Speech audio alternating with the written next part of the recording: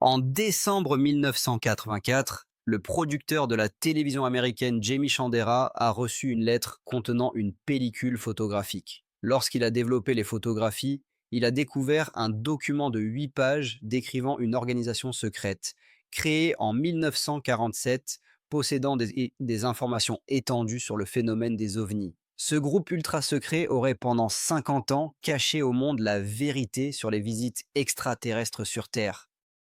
L'unité d'élite portait le nom de code Majestic 12. Des questions sur les faits et les falsifications, sur la durée pendant laquelle il est possible de garder secrète l'existence d'une organisation secrète, ont commencé à émerger. Un petit groupe de personnes pouvait-il garder secrète des données d'une importance mondiale? Où se situe la frontière entre la désinformation et le complot secret?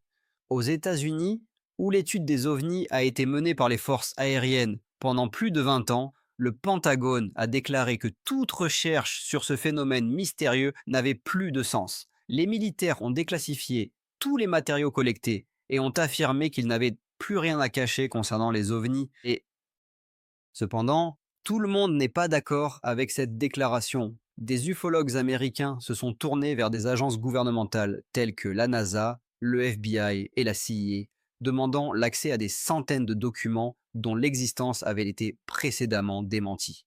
Combiné avec de faux rumeurs sur des soucoupes volantes retrouvées et des hommes en noir mystérieux, l'idée d'un complot mondial secret commence à sembler moins farfelue. Mais y a-t-il des raisons de croire à de telles rumeurs? En 1989, Bob Lazar, un homme devenu célèbre grâce à ses déclarations sur une base militaire secrète dans le désert du Nevada, a révélé au monde la zone 50 et 1. Ces affirmations, selon lesquelles il avait travaillé sur une base souterraine ultra secrète située près de Groom Lake, ont été critiquées. Lazar a déclaré qu'il avait été invité à étudier des vaisseaux spatiaux extraterrestres retrouvés. Il a affirmé qu'il était physicien nucléaire de formation et qu'on lui avait confié l'étude des systèmes propulsant le vaisseau extraterrestre. Cependant, des doutes ont été soulevés concernant ses qualifications, car il n'avait pas de diplôme et il était peu probable qu'il ait étudié la physique dans un établissement d'enseignement supérieur. Stanton Friedman, un scientifique, lui a posé des questions simples sur le cours de physique et Lazare n'a pas pu y répondre de manière cohérente. Les problèmes de Lazare ne se limitaient pas à la communauté scientifique. En 1990, il a été arrêté pour proxénétisme. Les chercheurs affirment que la véracité de l'information est déterminée par la fiabilité de sa source. Et dans le cas de Lazare, des scientifiques respectables ont peu de chances de prendre ses paroles au sérieux. Néanmoins, grâce à lui, des événements inhabituels survenus dans la zone 50 et 1 sont devenus connus. Près de Groom Lake, plusieurs témoins oculaires ont filmé avec des caméras amateurs des objets brillants, effectuant des manœuvres inhabituelles dans le ciel. Ces objets étaient-ils le résultat d'une technologie extraterrestre? La zone Groom Lake a été construite en 1954 après un accord entre la CIA et la société aéronautique Lockheed. C'est ici que des avions secrets tels que le U-2, le SR-60 et un Blackbird, le chasseur F-117 et le bombardier B-2 ont été développés. Aujourd'hui, les pilotes militaires utilisent de plus en plus des drones capables d'effectuer des manœuvres incroyables dans le ciel, ce que les avions ordinaires ne peuvent pas réaliser. Dans ce contexte, il est impossible de ne pas se souvenir des objets que les témoins ont observés au-dessus de la zone 50 et 1. Les rumeurs selon lesquelles les militaires auraient découvert un vaisseau extraterrestre écrasé continuent de circuler. Beaucoup pensent que les progrès dans le domaine de l'aviation sont en grande partie dus à des technologies extraterrestres. Peu avant sa mort en 1998, le colonel à la retraite Philippe Corso a publié un livre intitulé Le jour suivant, Roswell. Dans celui-ci, il affirmait que les militaires avaient utilisé la technologie d'une soucoupe volante trouvée en 1947 près de Roswell, au Nouveau-Mexique. Corso se souvenait comment son supérieur au Pentagone, le général Trudeau, lui avait ordonné d'examiner les débris d'un ovni conservé dans un hangar militaire.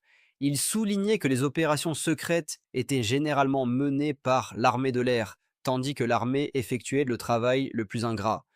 Peut-être que cette fois, l'armée a décidé de jouer un rôle décisif dans l'opération. Le général Trudeau a transmis les restes du vaisseau extraterrestre au colonel Corso pour études et recherches d'applications pratiques. Dans des conditions de secret accru, il a été décidé de transmettre les restes du vaisseau à plusieurs laboratoires, où des scientifiques ont été chargés d'examiner l'objet et de déterminer quels bénéfices pouvaient en être tirés, garantissant un brevet d'invention. Il existe des opinions selon lesquelles le transistor a été inventé grâce à l'utilisation de technologies extraterrestres. Cependant, si l'on se tourne vers le bureau des brevets, on peut apprendre que les semi-conducteurs ont été brevetés bien avant les événements de Roswell. Le scientifique français Jean-Pierre Petit, l'un des principaux chercheurs en hydrodynamique magnétique, estime que certaines inventions technologiques pourraient avoir été créées avec l'aide d'extraterrestres. Dans son dernier livre, OVNI et armes secrètes américaines, il partage des informations étonnantes que plusieurs collègues américains lui ont révélées lors d'une exposition des réalisations militaires. Ils ont répondu avec empressement à ces questions et ont indiqué qu'en 1947, un vaisseau spatial extraterrestre supersonique avait été découvert à Roswell, qui n'était pas destiné à des voyages spatiaux prolongés. Cela a donné aux militaires une preuve tangible de la manière dont les magnéto-hydrodynamiques pouvaient être utilisées. Une directive a immédiatement été émise par la hiérarchie. Nous ne voulons pas que la situation de la bombe atomique se reproduise. Que ce vaisseau reste uniquement en Amérique, donc je demande de désinformer le public. Le plan a parfaitement fonctionné. Au début des années 70, personne n'avait entendu parler ni du vaisseau spatial, ni du phénomène de la magnéto-hydrodynamique.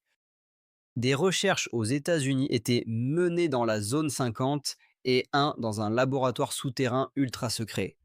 En 1987, en donnant des conférences à Berkeley à l'invitation de son ami Tony Oppenheim, Corso remarqua le professeur Kankel, qui ne pouvait pas trouver sa place tout au long de la conférence. Lui et Oppenheim avaient tous deux 70 ans, et celui-ci demanda à Kankel ce qui le préoccupait tant.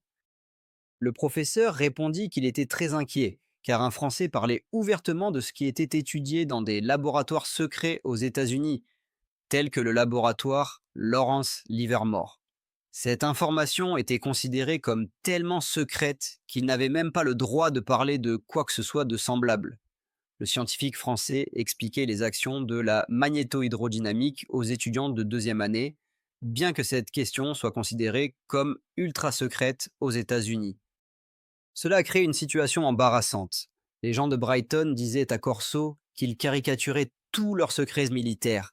Il s'est avéré que le professeur Pitti avait reçu des informations non seulement sur la magnéto-hydrodynamique, il avait également appris que les Américains avaient un torpille capable d'atteindre une vitesse supérieure à 3000 km à l'heure et un avion supersonique capable d'atteindre l'orbite terrestre. De plus, on parlait du fait que les États-Unis avaient déjà envoyé un vaisseau spatial habité sur Mars. Les scientifiques ont cru cette information sans hésitation.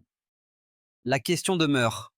Jean-Pierre Pitti est-il tombé dans le piège des désinformateurs qui avaient autrefois inventé le mythe des hommes en noir?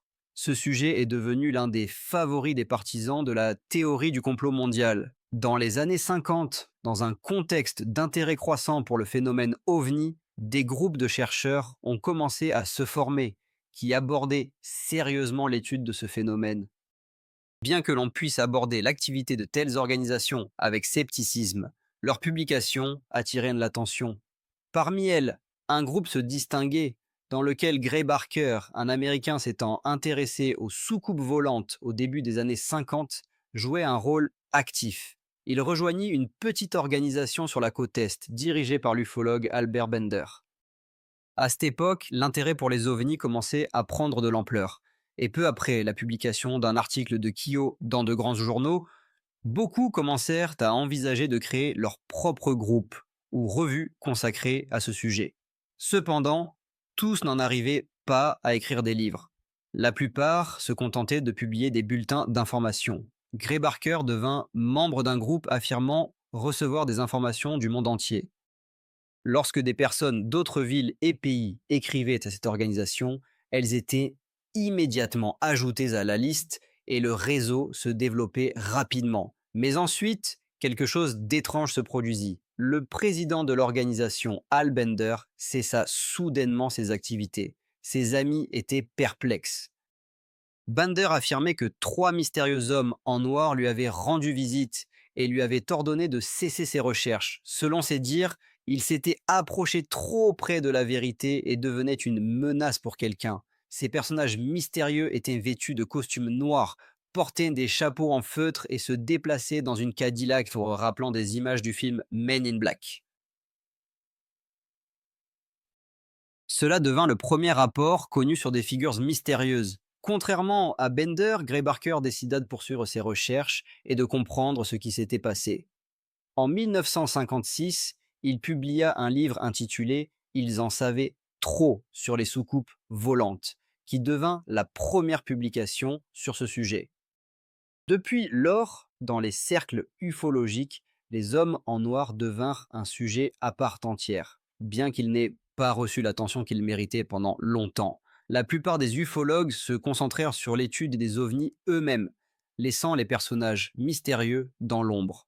Cependant, grâce au film hollywoodien sur les hommes en noir, ce sujet devint connu du grand public.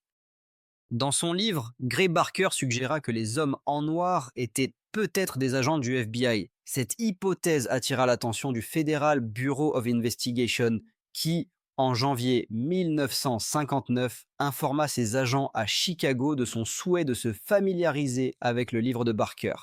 À la suite de l'enquête, les agents du FBI conclurent qu'ils n'avaient aucun lien avec les événements liés à Albert Bender. Si ce n'était pas des agents du FBI, alors qui étaient-ils?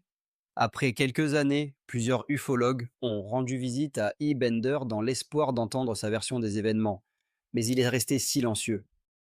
En 1958 ou 1959, Bender a publié un article sur ce qu'il a appelé le démasquage, dans lequel il décrivait simplement comment il avait été menacé pendant de nombreuses années. En 1962, Gray Barker a publié le manuscrit de Bender qui présentait sa version des événements.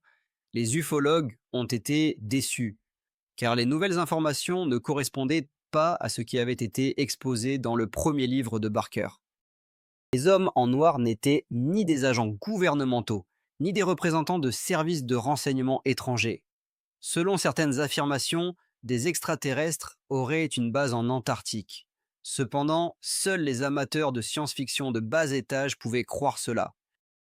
De nombreux ufologues avec qui le chercheur a discuté considéraient cette déclaration comme une simple légende.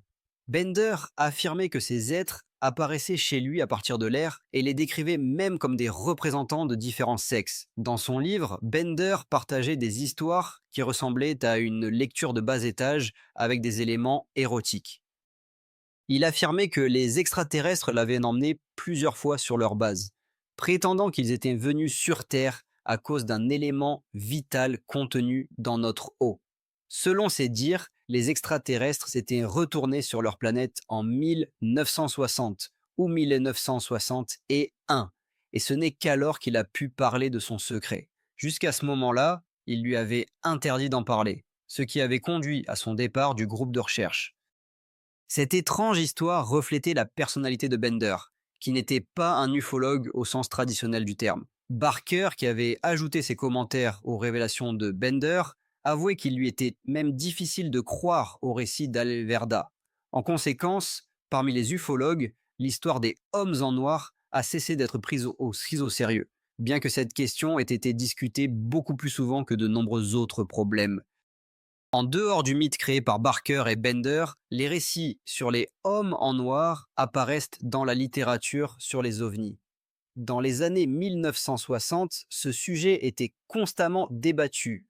En 1967, en Union soviétique, des tracts circulaient parmi les employés, annonçant que des citoyens en vêtements civils, se présentant comme des membres d'une unité d'élite du commandement de la guerre aérienne, visitaient des témoins d'ovnis et leur demandaient de ne rien révéler sur leurs observations.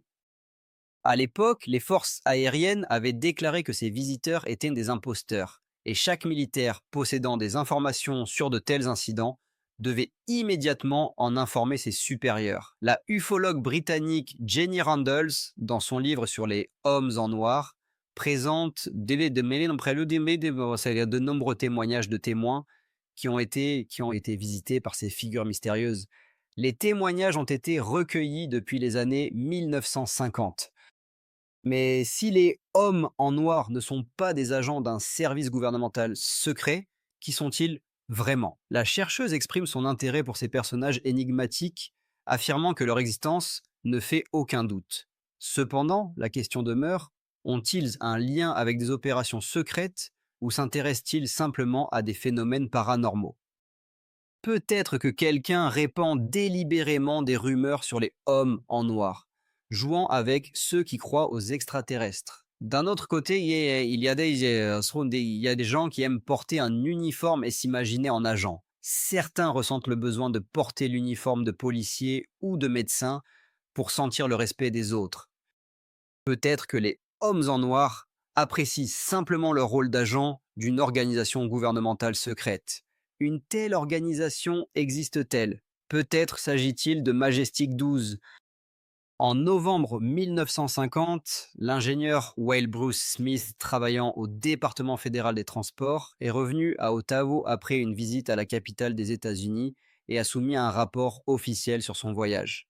Il a remarqué qu'aux États-Unis, le phénomène des soucoupes volantes était classé plus secrètement que la bombe à hydrogène. Smith a appris qu'un groupe dirigé par le docteur Vannevar Bush, conseiller scientifique du président Truman, avait été créé pour étudier ce phénomène aux États-Unis. Les rumeurs sur l'existence de cette organisation secrète s'occupant des soucoupes volantes continuent de circuler jusqu'à aujourd'hui. Au début des années 1950, le capitaine Edward Ruppelt dirigeait le projet Livre bleu, qui s'occupait de l'étude des analogues des ovnis.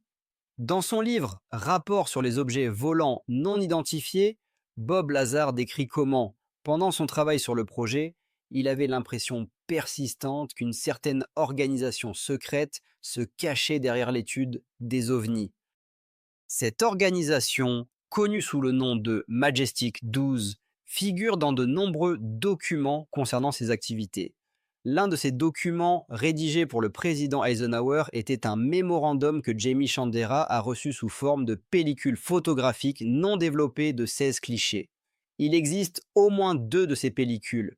L'une est conservée par Bill Moore et l'autre par Chandera, et elles sont absolument identiques. Chandera a fourni une copie des documents capturés sur sa pellicule, parmi lesquels se trouve le célèbre mémorandum de Truman Forrestal, daté de 1947. Il est considéré que c'est avec ce mémorandum que l'activité de Majestic 12 a commencé. Les 6 premières pages du document, probablement rédigées en novembre 1952, étaient adressées au président Dwight Eisenhower et exposaient brièvement les objectifs du projet Majestic 12. Les 2 pages suivantes contenaient des annexes au mémorandum daté du 24 septembre 1947 et le document était signé par Harry Truman, alors président des États-Unis. Le mémorandum stipulait que le président chargeait le ministre de la Défense James Forrestal de poursuivre le travail sur l'opération nommée Majestic 12 avec la participation du conseiller scientifique de la Maison-Blanche, le docteur Bush. Les documents étaient marqués comme strictement confidentiels et secret d'État, accessibles uniquement pour consultation visuelle. Selon ces documents, le projet Majestic 12 avait été lancé sous l'égide de Truman. D'après les papiers auxquels il a été possible d'accéder, ce projet a existé sous ce nom et a continué à fonctionner sous d'autres noms jusqu'en 1976. Les documents se concentraient principalement sur l'incident de Roswell et parlaient de la création d'un groupe ultra secret, Majestic 12, qui devait avoir une connaissance complète de tout ce qui était lié aux ovnis et à Roswell. Avec le temps, le projet semblait avoir élargi ses recherches, incluant peut-être les spécificités techniques des vaisseaux extraterrestres. Lazar possède un document daté de 1952 qui indique que les chercheurs étaient au courant de la technologie extraterrestre. Ces papiers n'étaient pas uniques. Au cours des années suivantes, des documents similaires toujours anonymes, étaient envoyés aux ufologues. L'un des documents les plus significatifs était une instruction pour les agents de Majestic 12. Après sa retraite en 1995, Lazar a été informé par son ami Stanton Friedman, un ufologue renommé, que Don Maldener, le responsable du groupe enquêtant sur les ovnis, avait reçu des documents qui pourraient l'intéresser. Lazar a demandé à Donald de lui faire une copie. L'un de ces documents contenait des instructions pour les agents participant à des opérations spéciales, indiquant comment les militaires devaient agir lors de la découverte d'un ovni écrasé, quoi dire aux témoins et où transporter les corps d'extraterrestres et les morceaux du vaisseau.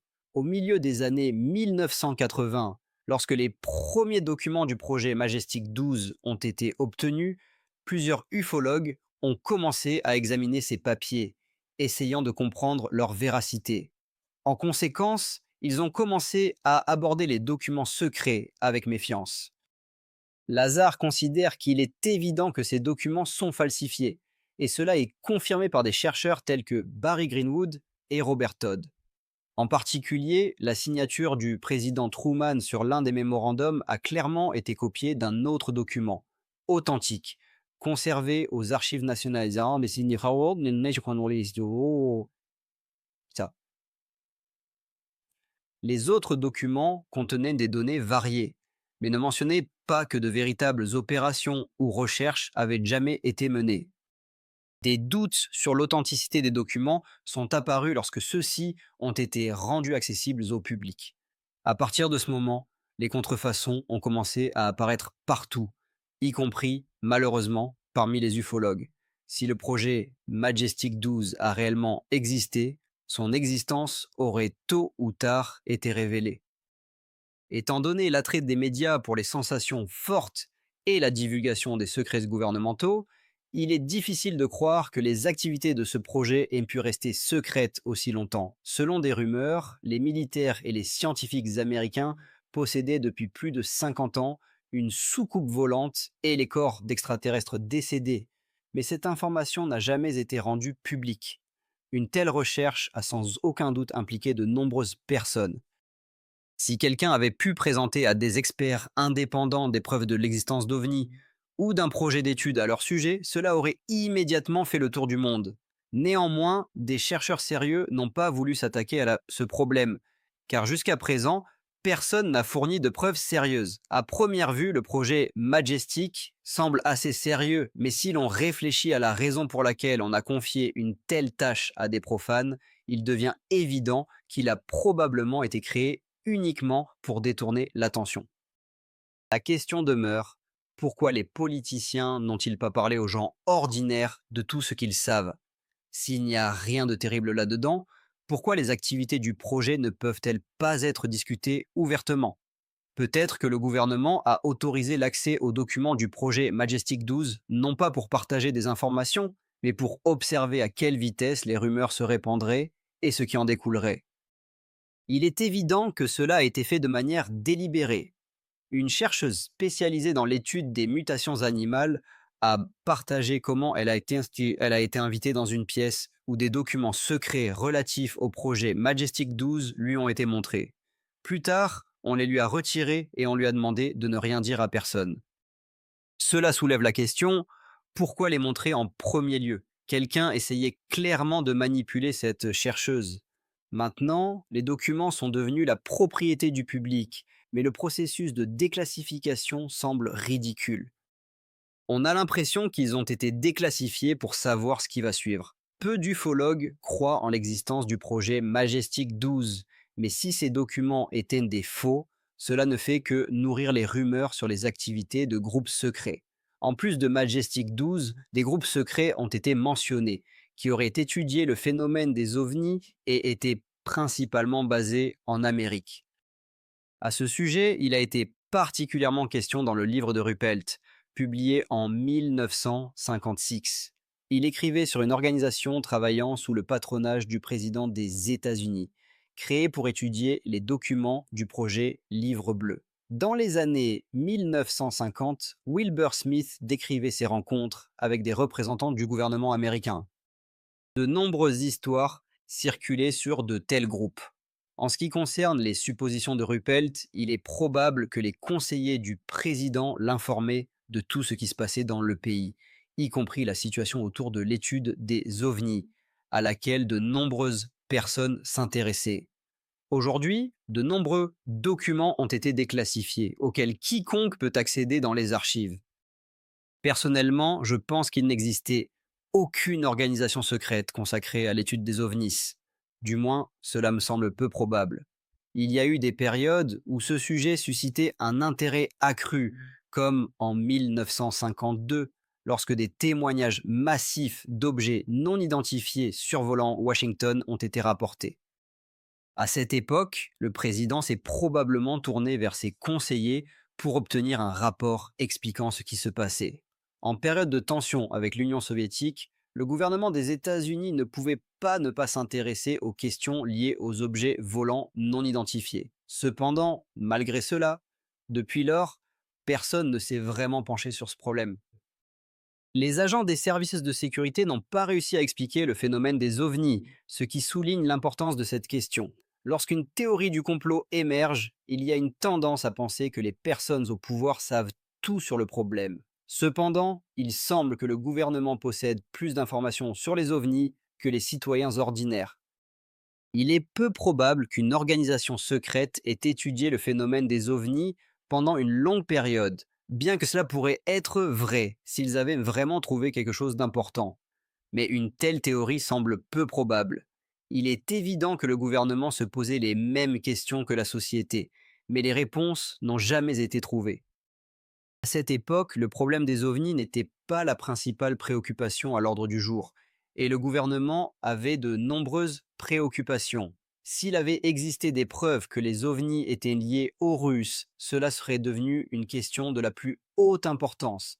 La certitude que de telles hypothèses existaient au sein du gouvernement ne fait aucun doute. Cependant, ils en sont rapidement venus à la conclusion que les ovnis n'avaient rien à voir ni avec des extraterrestres, ni avec les Russes. Ce phénomène était plutôt considéré comme un phénomène de la culture populaire, et les psychologues ont réussi à apaiser la population. Les gens de cette époque étaient assez superstitieux, bien qu'il y ait eu dans la société une tendance à une perception critique de la réalité. Au final, on a décidé de tout simplement oublier le problème des ovnis. L'existence d'une organisation secrète s'occupant de cette question semble probable. La certitude de son existence perdure encore aujourd'hui, comme l'a affirmé Edward Ruppelt, qui a servi dans l'armée de l'air. Imaginez l'année 1947. Harry Truman dispose d'informations et peut-être même de technologies d'origine extraterrestre. Que feriez-vous à sa place? En 1947, les États-Unis avaient le monopole de l'armement nucléaire, tandis que d'autres pays tentaient de convaincre les États-Unis d'ouvrir l'accès à la technologie nucléaire et de transférer le contrôle de l'armement nucléaire à l'ONU. Il est bien connu que les États-Unis ont refusé de partager leurs découvertes. S'ils ne voulaient pas parler au monde de la technologie nucléaire, comment auraient-ils réagi face à un phénomène aussi exotique que la technologie extraterrestre? Très probablement, cette découverte aurait été cachée au monde entier et même à eux-mêmes. Un tel phénomène serait immédiatement devenu strictement classifié. Ce n'est qu'une hypothèse, mais elle s'accorde assez bien avec les faits scientifiques connus. Nous ne savons pas avec certitude si le projet Majestic 12 existait, mais il aurait tout à fait pu exister. Des rumeurs sur les technologies extraterrestres, les hommes en noir et les organisations secrètes clandestines ont commencé à circuler dans la société. Avec le temps, des déclarations retentissantes ont été faites, surtout au début des années 80. Des chercheurs tels que Milton, William Cooper et David Icke affirmaient que des extraterrestres avaient été capturés et étaient devenus une partie de la race humaine. De plus, ils étaient convaincus que le rôle des militaires américains dépassait largement l'étude des débris d'ovnis écrasés. Il existait une opinion selon laquelle des organisations secrètes liées au gouvernement américain et à de grandes multinationales étudiaient les extraterrestres. Les partisans de la théorie du complot croyaient qu'il existait aux États-Unis des bases souterraines à plusieurs niveaux grouillant d'extraterrestres. Il est prétendu que dans de telles bases vivent des milliers d'extraterrestres et leur seul objectif est d'utiliser les humains à leur propre fin. Pour eux, nous représentons une sorte d'animaux, à partir desquels la fonction productive de l'homme est étudiée. De plus, ils souhaitent créer un hybride entre l'homme et l'extraterrestre, afin que les aliens puissent vivre discrètement parmi nous. Il y a eu des partisans sincères de cette théorie, qui croyaient en sa véracité. À première vue, ces personnes semblent tout à fait normales et amicales, mais en discutant avec elles, il devient évident qu'elles sont envahies par la paranoïa. Elles voient des ennemis partout, sont convaincues que les murs ont des oreilles et que quelqu'un les surveille constamment. De plus, elles sont persuadées que le gouvernement et de grandes entreprises ont conspiré avec les extraterrestres. Selon leur avis, les extraterrestres collaborent étroitement avec les militaires. Et le financement de cette activité est destiné à établir un nouvel ordre mondial lié à des sociétés secrètes telles que les Illuminati et les francs-maçons. Heureusement, de telles théories ne sont soutenues que par ceux qui ont tendance à blâmer les civilisations extraterrestres pour tous les maux. Ces personnes sont convaincues que toute déclaration officielle concernant le phénomène des ovnis n'est qu'un écran de fumée pour cacher des vérités terrifiantes allant de l'existence des extraterrestres aux épidémies de grippe racisée, qui, selon elles, sont spécialement diffusées par de grandes entreprises pharmaceutiques en collusion avec le gouvernement. Depuis le début des années 1950, quelqu'un a constamment insisté sur le fait que la vérité sur les ovnis est cachée aux gens, que les autorités en savent plus qu'elles ne le disent et que les militaires doivent rendre publics tous les documents secrets. Au cours des 20 dernières années, de telles déclarations se font de plus en plus fréquentes, surtout aux États-Unis. Cette question préoccupe ceux qui ont des liens avec les militaires et les groupes de droite, qui voient un complot partout. Certains ufologues s'intéressent également à la théorie du complot, se demandant ce qui est vrai ici et ce qui ne sont que des rumeurs. Bien sûr, il n'est pas nécessaire de se ranger du côté de ceux qui croient en de telles théories. Cela ne signifie pas que pour devenir politicien en France, il faille rejoindre le parti du Front National. La perspective, pour le dire gentiment, n'est pas très favorable. De telles opinions extrêmes sapent en la confiance dans tous les faits avancés par les ufologues. Certaines personnes ne peuvent tout simplement pas s'arrêter à temps. Avec le temps, elles vont si loin qu'elles perdent tout contact avec la réalité. Si les objets volants non identifiés observés sur la zone 50 et 1 ne sont que de lointains prototypes d'aéronefs télécommandés, si les hommes en noir ne sont qu'un mythe et non un comité de censure réellement existant, si aucune preuve de l'existence du groupe secret Majestic 12 n'est disponible, alors peut-être qu'il n'y a pas de conspiration mondiale. Certains sont convaincus que le gouvernement joue un jeu absolument honnête. D'autres estiment que les soucoupes volantes sont réelles et que chaque nouveau document officiel cache une preuve supplémentaire de l'existence d'une conspiration mondiale. Il est fort probable que la vérité se situe quelque part entre ces déclarations polaires. Il existe une opinion selon laquelle le gouvernement cache des informations sur l'existence d'une organisation secrète et d'un complot secret. Cependant, comme il est bien connu, notre gouvernement n'est pas doué pour garder des secrets. Parfois, cela va à un point tel que tout se transforme en farce. Par exemple, le cas de Monica Lewinsky, lorsque le monde entier a appris des détails intimes de la vie personnelle du président. Si notre gouvernement garde secrète l'existence des objets volants non identifiés, alors il n'a jamais gardé ses secrets aussi bien. Peu partagent mon point de vue, mais il me semble que si le problème existe réellement, son étude nécessiterait une énorme quantité de ressources humaines. Cela fait déjà 50 ans que l'on parle de ce phénomène, et pendant ce temps, nous n'avons pas pu ne pas entendre parler d'enquête. Il existe une organisation gouvernementale secrète à travers laquelle plusieurs générations de scientifiques sont passées. Les ministres et les militaires qui ont travaillé dans les bureaux du président en auraient eu connaissance. Plus il y aurait de personnes impliquées dans ce projet, plus les rumeurs se répandraient rapidement. Je vous assure que nous aurions déjà tous su depuis longtemps. La théorie du complot repose sur la méfiance envers les déclarations gouvernementales. Lorsque l'on nous dit que c'est un mensonge, nous considérons cela comme une preuve supplémentaire que quelque chose nous est caché. Mais telle est la nature humaine qu'elle joue en faveur des partisans de la théorie de l'existence d'un complot secret. Il est nécessaire de le prendre en compte, ce que je dis constamment à mes collègues. Au cours de sa pratique de recherche, l'auteur, fort d'une expérience significative, a rencontré peu d'ufologues, malgré de fréquents déplacements à travers le monde. Lors de ces voyages, il s'occupait non seulement de ses affaires officielles, mais réfléchissait également au fait que les dirigeants des gouvernements de différents pays n'avaient peut-être pas organisé d'organisations clandestines. Il note que ces 50 dernières années, certaines recherches, rapports et conclusions ont été classés secrets. Néanmoins, il est convaincu que le gouvernement agit correctement en ne se précipitant pas pour rendre cela public. À son avis, les hommes d'État sont confrontés à un phénomène inhabituel qu'ils tentent d'étudier. S'ils n'ont pas réussi à tirer des conclusions claires et à expliquer ce qui se passe, est-il censé d'admettre leur incompétence? Cela lui semble tout à fait évident.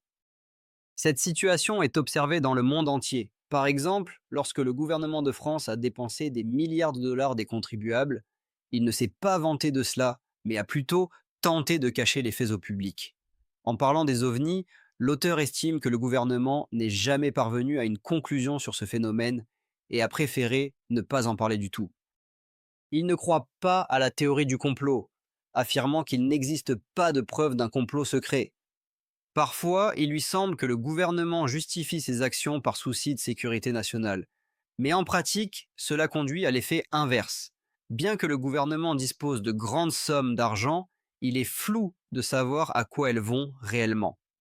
L'auteur souligne que ceux qui surveillent le ciel et assurent la sécurité du pays ne savent pas quels objets envahissent notre espace aérien.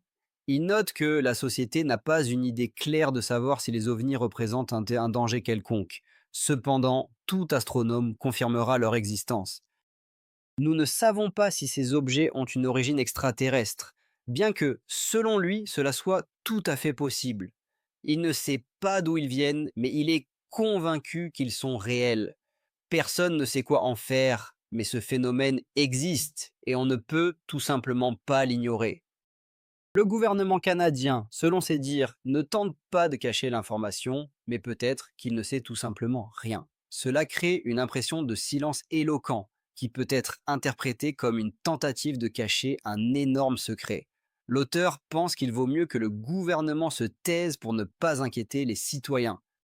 S'il cache quelque chose, cela réduit les raisons de paniquer. Il note que les militaires protègent le ciel, tandis que la police veille à l'ordre sur terre. Néanmoins, dans l'armée, il y aura toujours des officiers qui peuvent abuser de leur position. Par exemple, un officier peut donner l'ordre à un sergent ou à un caporal d'enquêter sur l'atterrissage d'un ovni à la base de Saint-Aubert. Dans de tels cas, il n'y a pas de question à se poser. L'officier commande et les subordonnés exécutent. De retour chez eux, chacun d'eux racontera à sa femme qu'il a été envoyé par le commandant pour enquêter. Ces conversations peuvent engendrer des rumeurs. Il suffit de 2 personnes. L'auteur estime qu'à un certain niveau de la hiérarchie militaire, non seulement au Canada, mais dans le monde entier, il y aura toujours des officiers qui profiteront de leur position pour recueillir les informations nécessaires. Il affirme qu'il n'existe aucun ordre de conspiration et considère qu'il n'y a pas de conspiration mondiale. Le gouvernement est d'avis que le phénomène des ovnis mérite peut-être d'être pris en considération, mais reste incompréhensible. Dans ce cas, il vaut mieux ne pas informer les gens de son existence et ne pas divulguer d'informations sur les recherches menées. Certaines sources évoquent des opérations secrètes et des projets confidentiels. Cependant, comme le souligne un des experts, aucune preuve de l'existence d'une conspiration n'a été trouvée.